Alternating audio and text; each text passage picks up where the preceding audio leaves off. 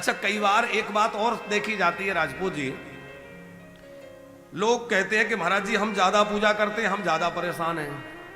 पड़ोसी बिल्कुल पूजा नहीं करता, भगवान का नाम नहीं लेता और वो मौज में है। तो प्रायः ऐसी लोगों की शिकायत होती है कि जो ज्यादा पूजा करता है वो ज्यादा परेशान है और जो नहीं कर रहा है वो मौज में है।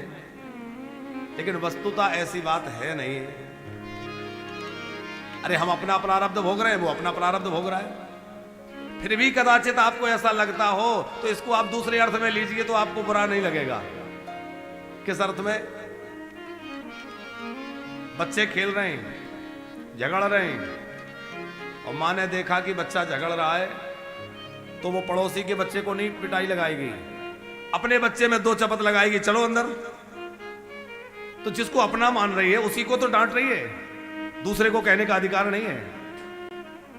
दूसरी बात और दूसरे ढंग से समझे, क्लास में बच्चे बैठे हैं तो टीचर का ज्यादा ध्यान कौन से बच्चों पे होता है? जो पढ़ने में अच्छे हैं, जो प्रतिभावान हैं, जो मन लगा के पढ़ते हैं। तो वो थोड़ी भी गलती करें तो टीचर का उन पर विशेष ध्यान रहता है। क्यों ऐसा नहीं करोगे तुम? और जो है ही उद्दंड, पूरे दिन शरारत करता है, उससे कहते हैं कि तुझे अब जो करना है कर, तो अरे पता है कि तुझे पढ़ना तो है नहीं, दूसरे बच्चों का समय खराब करेगा, इसलिए तुझे जो करना है कर। उसको कम डांट लगाएंगे। लेकिन जिस पे ज्यादा प्रेम करते हैं, जो ज्यादा अच्छा है, जिससे बहुत सारी उम्मीदें हैं, इसको बहुत ऊपर ले जाना है, उसको ज्यादा फटकार लगाएंगे। तुम ठीक रहो। होता है कि नहीं ऐसा? क्यों होता है? क्योंकि वो उसको कुछ बनाना चाहते हैं। उसी प्रकार यदि हमारे ऊपर ज्यादा ठाकुर जी का ऐसा अनुशासन लग रहा है तो समझो प्रभु हमें कुछ बनाना चाहते हैं, ठाकुर जी हमें और श्रेष्ठ कुछ देना चाहते हैं। बच्चे के पैर में फोड़ा हो जाए, मां डॉक्टर के पास ले गई, अब डॉक्टर ने उसमें चीरा लगाया, मां ने पैर पकड़ लिया कस के, पैर हिलाए ना। अब मां पैर पकड़ रही है कस के और डॉक्टर चाकू चला रहा है। बच्चा कह रहा है मेरी मां बहुत बुरी है, मेरे पैर पे चाकू चलवा रही है। अब आप बतलाइए वो मां बुरी है कि अच्छी है? अरे वो जानती है कि यदि इस पैर पर चाकू नहीं चला, ऑपरेशन नहीं हुआ, पैर सड़ जाएगा, बहुत बड़ी बीमारी बन जाएगी। इसलिए मां को भी तकलीफ हो रही है, लेकिन हृदय कठोर करके और जोर से पैर को दबा रखा है ताकि पूरा मवाद निकल जाए, पैर ठीक हो जाए, बच्चा स्वस्थ हो जाए। उसी प्रकार भैया कोई विकार है तो भगवान उसको दबा कर निकाल देते हैं, विकार निकल जाएगा और हम एकदम ठीक हो जाएंगे। तो यदि भगवान हमारे ऊपर ही ज्यादा कुछ ऐसी स्थितियां पैदा कर रहे हैं तो समझो कि प्रभु हमसे अधिक प्रेम कर रहे हैं, हमें विशेष कुछ करना चाहते हैं। अब नारद जी से प्रेम ही तो है, तब तो नारद जी की चिकित्सा कर दी कि उनकी वो माया कैसे दूर हो, उनका मोह कैसे दूर हो। तो नारद जी के मोह को निवारण करने के लिए तो प्रभु ने वो लीला की, मार्ग में वो नगर निर्मित किया, वो सब लीला निर्मित की। क्योंकि जिमी बालक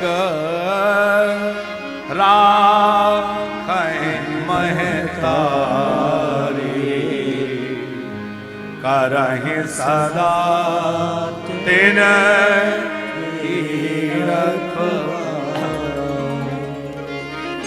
जेहि विधि होहि नाथ हित मोरा। सभी लोग कहिए प्रभु से। जेहि विधि होहि नाथ हित मोरा।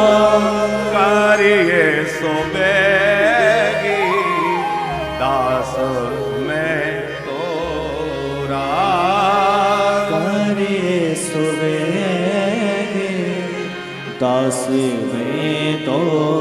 हे प्रभु, हे भगवान, मैं तो आपका दास हूं, आपका अपना हूं और आप मेरे ऊपर कृपा करिए, जिसमें मेरा हित हो आप वही करिए। और सच मानना, यदि आपने प्रभु से यह प्रार्थना की है तो प्रभु पर आपका हित नहीं।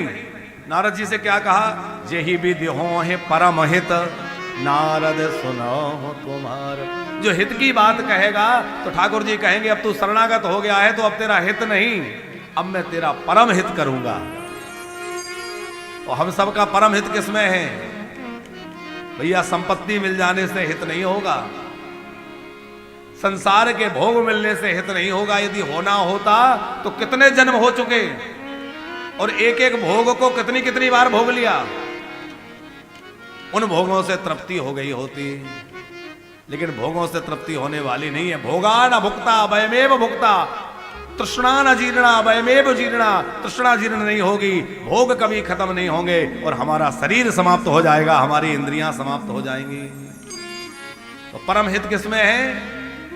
बोले परम हित तो इसमें है कि हमारा जन्म मरण का चक्र छूट जाए, हमारा भव बंधन मिट जाए, हमारा बार बार का यह कष्ट मिट जाए। और ठाकुर जी तो यही चाहते हैं, ये सब जीव मेरे हो जाएं, मेरे पास आ जाएं, मेरे अपने हो जाएं। ठाकुर जी इसीलिए विविध लीलाएं करते हैं।